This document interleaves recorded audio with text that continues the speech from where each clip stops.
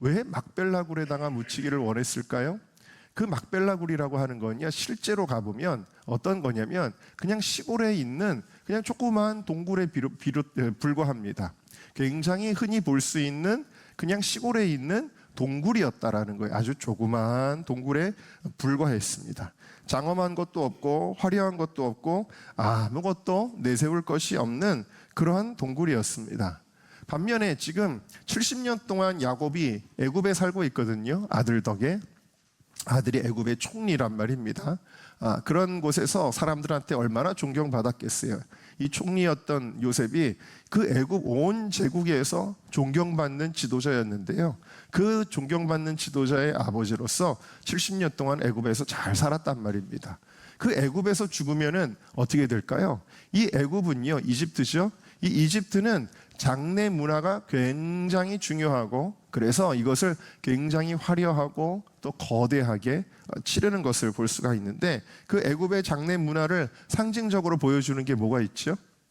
그렇죠, 바로 피라미드가 있습니다. 근데 피라미드는 정말 상상할 수 없는 현대의 건축 기술로도 그렇게 짓기가 쉽지가 않죠. 중장비를 동원한다 그래도 그렇게 짓기가 쉽지가 않은데, 예전에 그런 중장비가 전혀 없었을 때에 그냥 인력으로, 사람의 힘으로 정말 상상할 수 없이 어마어마한 그러한 이제 무덤을 만들었다라는 것이죠. 물론 왕의 무덤입니다. 그래서 피라미드는 사실은 이제 왕의 무덤인데, 왕의 무덤뿐만 아니라 그 애굽의 고위직들은요, 피라미드에 버금가는 굉장히 큰 무덤들을 만들었습니다. 굉장히 큰 하나의 건축물로 그런 시설들을 만들었고, 사람이 죽을 때 사람만 묻는 게 아니라 거기에 많은 부장품들을 같이 묻었고요.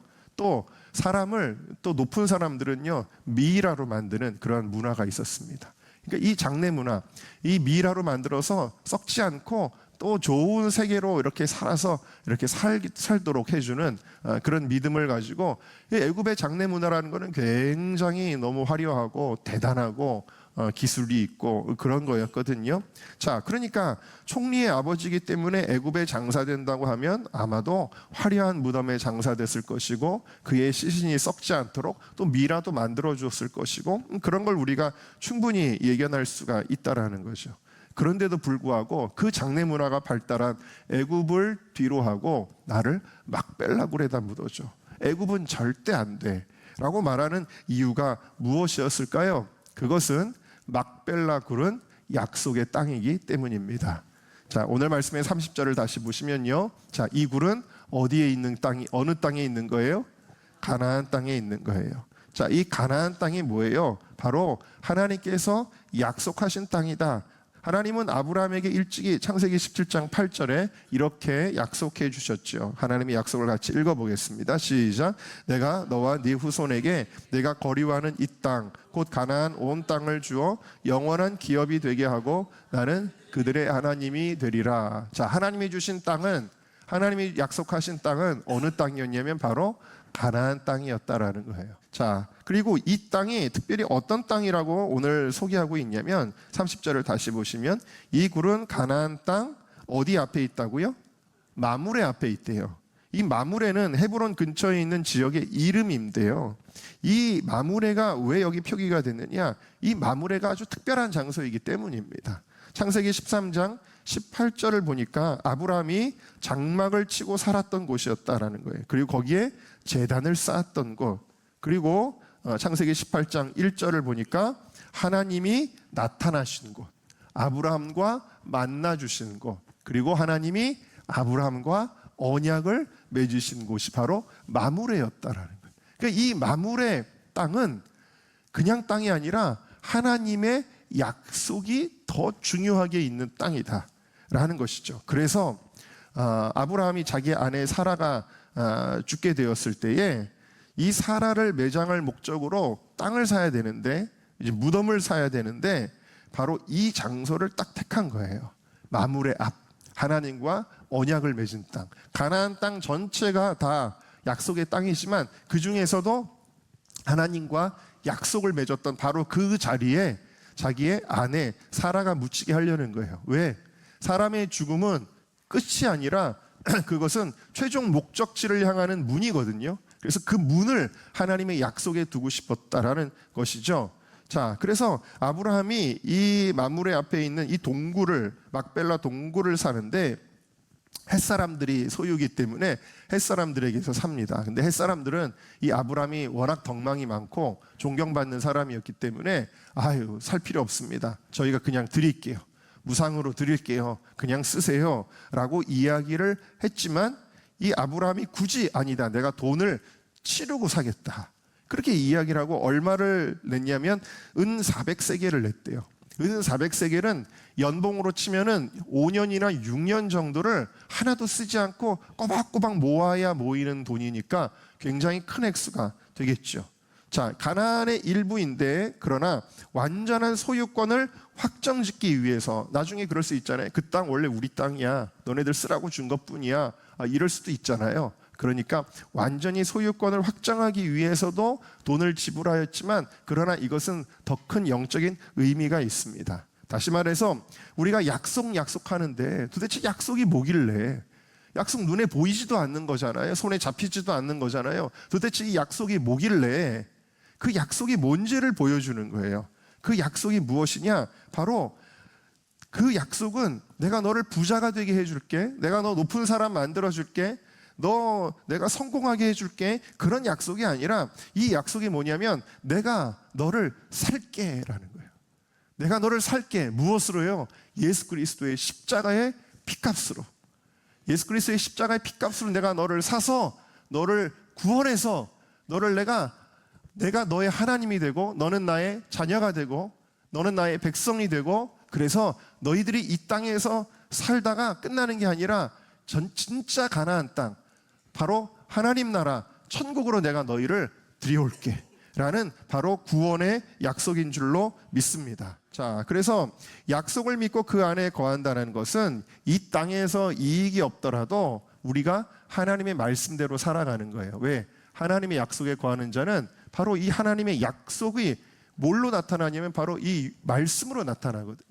성경 말씀. 그래서 구약, 신약, 테스트먼트라는 거예요. 하나님과의 언약, 약속이라는 거예요. 그러니까 여러분들이 성경 말씀을 사랑하고 그 말씀에 순종해야 이 약속 가운데 거하는 것입니다. 네, 성경 말씀이 약속이거든요. 우리와 맺은 약속의 계약서예요. 저게 계약서. 그런 것이다라는 거예요. 그러니까 우리가 이 땅을 살아가는 동안에 우리의 가치관은요, 약속이 없는 사람하고는 다를 수밖에 없는 거죠. 우리의 가치관은 뭐에 기반하게 돼요? 성경에 기반하게 되는 것입니다. 우리의 가치관은 성경에 기반하기 때문에 세상 사람들이 중요하게 여기는 것을 우리가 똑같이 중요하게 여기는 게 아니라 우리는 성경이 중요하다고 여기는 것을 중요하게 여기는 거예요. 그게 뭐예요? 가치관이라는 거예요. 가치관. 무엇이 더 가치가 있느냐? 여러분들이 이 자리에 있잖아요. 이게 가치 있다고 여러분들은 믿기 때문이에요. 약속이 없는 사람들은 여기 있지 않습니다. 여기 뭐하러 있어요? 가치가 없다고 느끼거든요. 바로 우리의 가치관이 무엇이냐? 우리의 가치관은 바로 하나님의 약속 안에 거하는 것이다. 여러분, 우리의 인생은요, 끊임없이 선택을 하는 거예요. 선택의 연속이에요. 아침에 일어나자부터 우리는 선택을 하지 않습니까? 나 오늘 무슨 옷 입고 가지? 그러니 선택을 하는 거예요. 내가 오늘 누구와 만나지? 또 내가 어떤 직업을 선택하지? 수없이 많은 선택의 연속이고, 바로 이 야곱도 지금 마지막 인생의 마지막 선택을 하는 거예요. 마지막 선택이 뭐냐면 내가 어디 묻히지 하는 선택이에요. 근데 야곱의 가치관은 무엇을 선택하느냐? 피라미드 같은 화려한 애굽의 장래 문화를 선택한 것이 아니라, 비록 초라하고 아무 가치 없어 보일지라도 이 야곱의 눈에는 가장 가치 있는 거, 그게 바로 약속이었기 때문에 나를 마므레아 그 막벨라 굴에다가 나를 묻어줘야 된다라는 것입니다.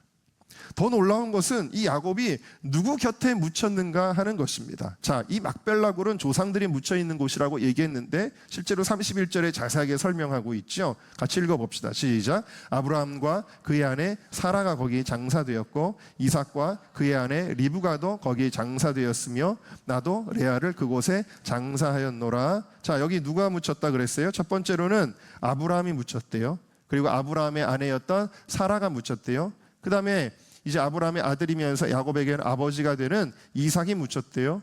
그리고 이삭에게는 아내가 있었죠. 리브가가 묻혔어요. 자, 그리고 나서 거기 누가 묻혔다 그랬어요? 레아가 묻혔대요. 자, 여러분, 야곱에게는 두 명의 부인이 있었습니다. 첫 번째 부인이 레아죠. 언니였습니다. 근데 원래 야곱이 누구를 사랑했죠? 라헬을 사랑했어요. 근데 첫날 밤을 치르고 나서 보니까 라헬이 아니라 레아였어요. 그래가지고 화가 나가지고 삼촌 이게 도대체 어떻게 된 일입니까? 너 7년만 더 일하면 내가 내 둘째 딸 줄게. 그래가지고 또 7년을 일한 다음에 둘째 딸인 라헬과 결혼하게 되었죠. 그리고 이제 12명의 아들들이 또 이제 생기게 되었던 것인데, 이 야곱은요 평생 라헬을 사랑했어요. 아무리 속아서 결혼했어도 이 야곱의, 그러니까 우리가 이 구약을 읽다 보면은 야, 하나님이 뭐 일부 다처제를 그냥 허용하시네. 그거 괜찮은 건가 보다. 오해하면 안 돼요. 이건 인간의 연약함 때문에 생긴 일들이지, 성경은 분명히 일부 일처제를 처음부터 명령하신 거예요. 다만 그 당시에 어떤 그런 상황과 문화에 의해서 인간의 연약함이 드러난 것뿐이에요. 그러니까 사실은 이 야곱의 정실은 레아라고 말해야 되는 것입니다. 자, 그런데 그럼에도 불구하고 이 야곱은요 라헬을 사랑했어요. 라헬을 사랑했고, 그리고 첫날 밤에 자기를 속인 외삼촌뿐만 아니라 어쩌 보면은 그 레아도 그 아버지에게 아버지가 시키는 대로 물론 했겠지만 되게 이제 뭐라 그럴까요? 되게 미웠을 거예요. 미웠을 것인데, 그런데 특별히 왜 그러면은 레아보다 라헬을 더 사랑했느냐? 그 이유를 창세기 29장 17절이 기록하고 있습니다. 읽어볼까요? 시작. 레아는 알력이 부족하고 라헬은 곱고 아리따워. 한마디로 말하면 여러 가지가 이유 있겠지만 뭐 때문에 라헬을 더 사랑한 거예요? 예뻐서.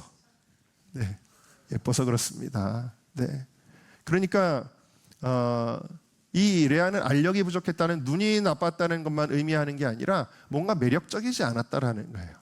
매력적이지 않아요. 뭔가 촌스러워요. 살다 보니까 저 여자는 내 부인이라고 막 구박하고 미워할 거예요. 너가 왜 내 부인이야? 그러면서 막 구박하고 미워하고, 라헬은 예쁘고 아름답고 라헬 이렇게 한 것입니다. 이렇게 편애하는 사람이 야곱이었어요. 야곱은 이렇게 자기 부인 중에서도 라헬만 이렇게 예뻐하고 레아는 심지어 미워했다라는 것입니다. 그런데 이 레아는 어디에 묻혔냐면은 바로 오늘 본문에 보니까 막벨라 굴에 묻혔는데, 라헬은 그러면 어디에 묻혔느냐? 창세기 35장 19절에 라헬이 죽음에 에브랏 곧 베들레헴 길에 장사되었고, 헤브론으로 가다가 중간에 베들레헴에서 이 일이 벌어진 거예요. 그래서 이 베들레헴에 있는 길가에다가 이 라헬을 장사하였습니다. 그런데 오늘 말씀을 보면은 이게 왜 중요하냐면요, 가족묘에 묻히지 않은 게 왜 중요하냐면, 이 야곱이 자기가 죽는 거를 이렇게 표현하고 있어요. 29절을 다시 보겠습니다. 내 조상들에게로 돌아가리니. 자, 조상들에게로 돌아가리니 라는 건 뭐냐면, 우리 조상들이 죽어서 없어진 게 아니라 지금 다 그 조상들이 언약의 땅 하늘나라에 있다라는 거예요. 그리고 나도 이제 할아버지에게, 아버지에게 돌아갈 거야 라는 겁니다. 그러니까 여러분, 제가 아까 말씀드렸듯이 애굽의 장례 문화는 화려하고 장엄하고 멋있단 말이에요. 이 가나안 땅에 묻힌다는 것은 초라하고 뭐가 없어 보인단 말이에요. 꼭 이 레아와 라헬 같아요. 여러분, 레아는요 알력이 부족해서 매력이 없는 여자예요. 촌스러운 여자예요. 그런데 라헬은 아름답고 매력적인 여자예요. 마치 애굽의 그 모습과 가나안의 모습 같다라는 것입니다. 자, 그런데 중요한 건, 그러면서 라헬을 사랑했는데 결국에는 어디에 묻혀요? 라헬의 곁에 묻힙니까? 내 평생 사랑하던 라헬 곁에 나를 묻어다오 그랬습니까? 그렇지 않죠. 바로 레아의 곁에 묻히게 되어집니다. 이것이 뭘 가리키느냐? 여기 라헬의 이름이 거론조차 되고 있지 않아요. 이것이 무엇을 의미하느냐? 이 레아는요, 레아에게서 누가 나오냐면 유다가 나오고, 유다에게서 다윗이 나오고, 다윗에게서 나중에 그 후손 가운데 아까 오늘 찬송을 불렀는데 기가 막히네요. 호산나 다윗의 자손께, 우리 찬송 불렀잖아요. 예수 그리스도께서 오십니다. 그 예수 그리스도의 피값으로 우리가 구원을 받습니다. 그리고 그 약속 안에 거할 때 우리가 하나님 나라의 백성이 되는 줄로 믿습니다. 자, 그러니까 이것은 뭘 가리키는 거냐면 나는 바로 레아를 선택할 거야. 마지막 죽음의 순간에는 그토록 자기가 미워하고 구박했던 레아의 곁에 묻히겠다. 이것은 이 야곱이 화려함과 아름다움을 선택하는 것이 아니라 언약을 선택하였다. 약속을 선택하였다라는 것을 보여주고 있는 것입니다. 여러분은 약속의 사람이십니까? 여러분은 언약의 사람이십니까? 이 사람이 약속의 사람인지 아닌지, 정말 천국을 향해 본향을 향해 가는 사람인지 아닌지, 정말 그 약속의 복을 받을 만한 사람인지 아닌지 무엇을 통해 드러나느냐? 그것은 우리가 선택할 때 약속을 선택하느냐를 보면 알 수 있다는 거예요. 자, 아브라함에게 하나님이 약속을 주십니다. 너 본토 친척 아비집을 다 떠나서 내가 지시하는 땅으로 가라. 어딘데요? 그건 물어볼 거 없고 알 거 없고 그냥 가라. 다 버리고 가라. 버린다라는 건 쉬운 일이 아니에요. 내가 여태까지 뼈 빠지게 사업을 일궈놨습니다. 직장에서 내가 이제 승진을 해가지고 높은 자리까지 올라갔습니다. 내가 여기서 땅도 사고 집도 샀습니다. 그런데 갑자기 이걸 다 버리라? 쉬운 일이 아니죠. 그러나 이 선택의 기로에서 아브라함은 하나님의 말씀에 순종합니다. 무엇을 선택했기 때문에? 약속을 선택했기 때문이죠. 이제 그러나 그가 한 가지 실수한 게 롯을 데리고 간 거였는데 하나님이 이제 창세기 13장에 이르게 되면은 롯과 헤어지라고 말합니다. 그런데 롯에게 먼저 선택권을 주죠. 자, 네가 가고 싶은 땅을 가. 네가 먼저 선택하고 싶은 걸 선택해 라고 이야기를 합니다. 그때 롯은 딱 보고 어디를 선택을 했다 그랬어요? 소돔과 고모라를 선택했다 그랬어요. 왜? 보니까 너무 아름답고 풍요롭고 마치 눈에 보기에 여호와의 동산 같았다, 에덴 동산 같았다라는 거예요. 그리고 여기 또 뭐라고 표현했어요? 애굽 땅과 같았더라. 이 표현은 뭐죠? 화려하고 아름답고 크고 장대했다라는 거예요.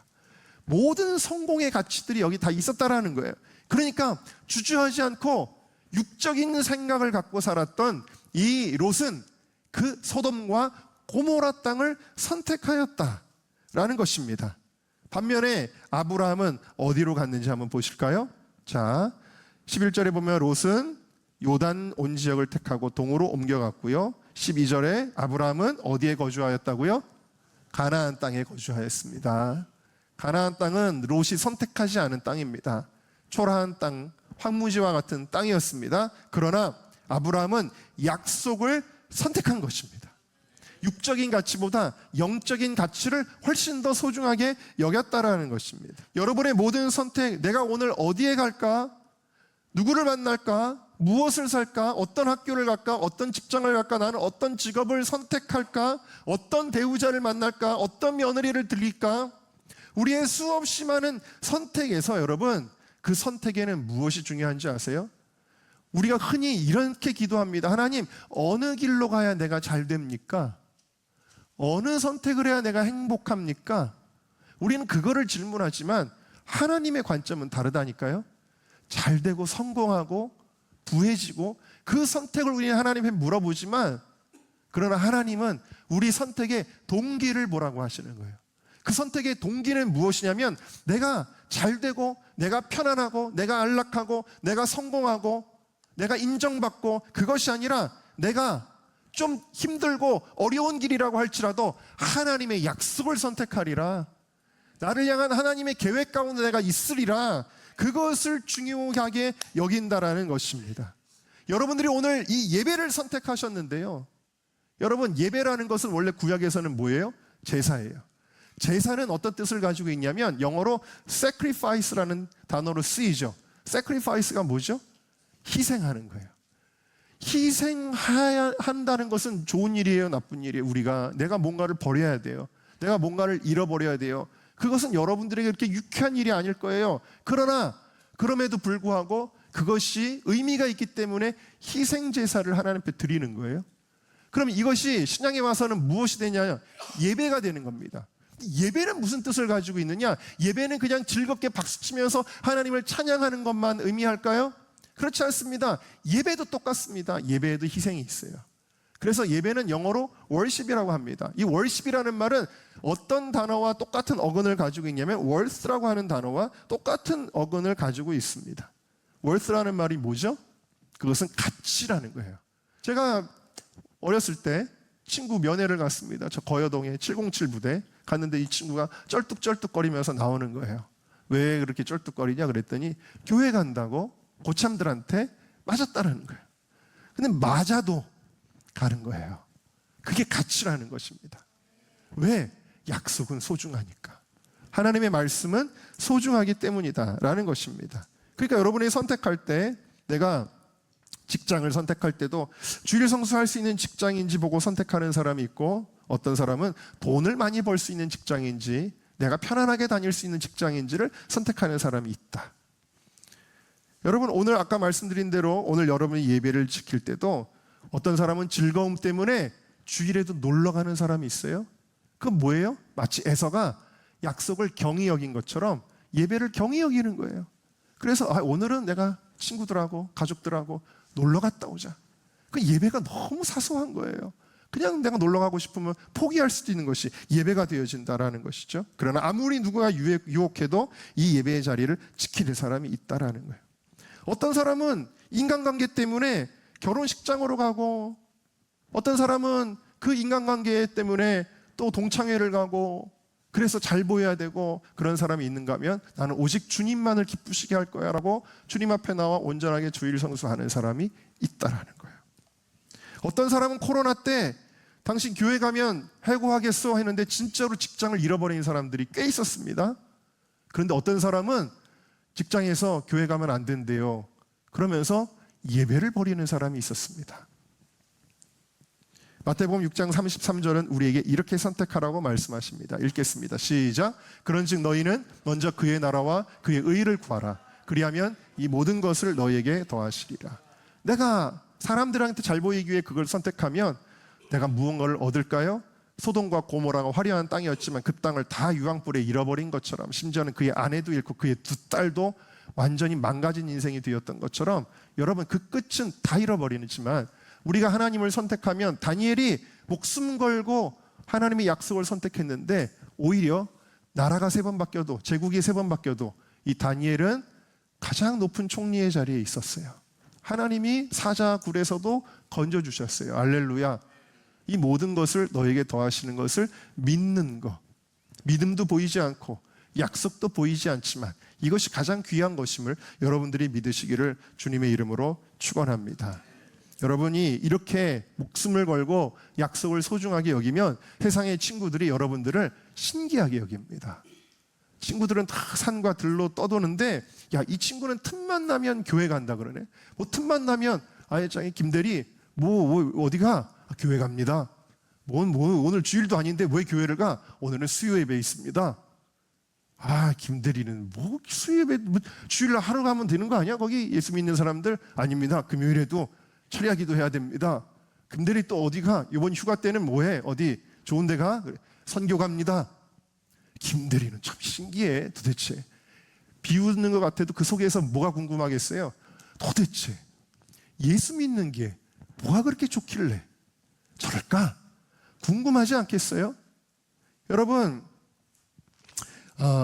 그런 간증을 들어본 적이 있어요. 일제시대에 누군지는 제가 그런 이름까지는 모르지만 어떤 간증을 본 적이 있는데, 일본 순사가 고문받는 사람이 있어요. 그 한국 사람, 목사님이든 하여튼 믿는 사람이, 너 예수 믿지 말고 천황에게 절해라. 막 고문을 하잖아요. 때리고 나중에는 죽이잖아요. 그런데도 불구하고 끝까지 예수님을 선택하잖아요. 근데 일본 순사 가운데 어떤 사람이 도대체 저 사람이 믿는 예수가 누구길래 황제를 선택하지, 천황을 선택하지 않고 예수를 선택하다가 순교까지 하는가. 그래서 그가 나중에 회심해가지고 일본에서 기독교 활동을 하게 되었다는 그런 간증을 들은 적이 있어요. 이 애굽 사람들이 그랬을 거 아니에요. 야, 우리 애굽이 너무 좋은데 왜 굳이 이 애굽을 떠나 저 가나안으로 향할까? 궁금해지지 않겠어요? 여러분, 이렇게 궁금해져야 적어도 예수님 믿지 않겠습니까? 네? 그렇지 않겠습니까? 나는 가나안 땅을 위해 애굽을 포기하는가? 아니면 애굽을 위해 가나안 땅을 포기하는가? 우리가 믿는 이 신앙을 사람들에게 매력적이고 가치 있는 것으로 보이게 하고 있는가? 아니면 신앙을 별것 아닌 것처럼 쉽게 포기하는가? 그렇지 않겠어요, 여러분? 네? 신입사원한테 술 한잔 해. 그런데 안 돼. 야, 잘 마시네? 너 교회 다닌다면서? 그래도 제가 선배님이 주시는 술잔을 어떻게 마다하겠습니까? 그러면 어떻게 생각하겠어요? 그렇지. 요거 하나에도 굴복하는 자치? 그런 예수를 내가 뭐하러 믿지? 그러지 않겠어요? 속으로는 그래 잘 마시네 하면서도 속으로는 그러지 않겠냐는 거예요. 네가 믿는 예수는 그냥 술 한 잔에도 포기되는 예수구만. 그러지 않겠습니까, 여러분? 우리가 믿는 예수 그리스도가, 우리가 믿는 그 약속이 세상 사람들에게 이 예수 믿는 사람들은 절대 포기할 수 없는 가치구나, 그것을 여러분들이 증명할 수 있기를 주님의 이름으로 축복합니다.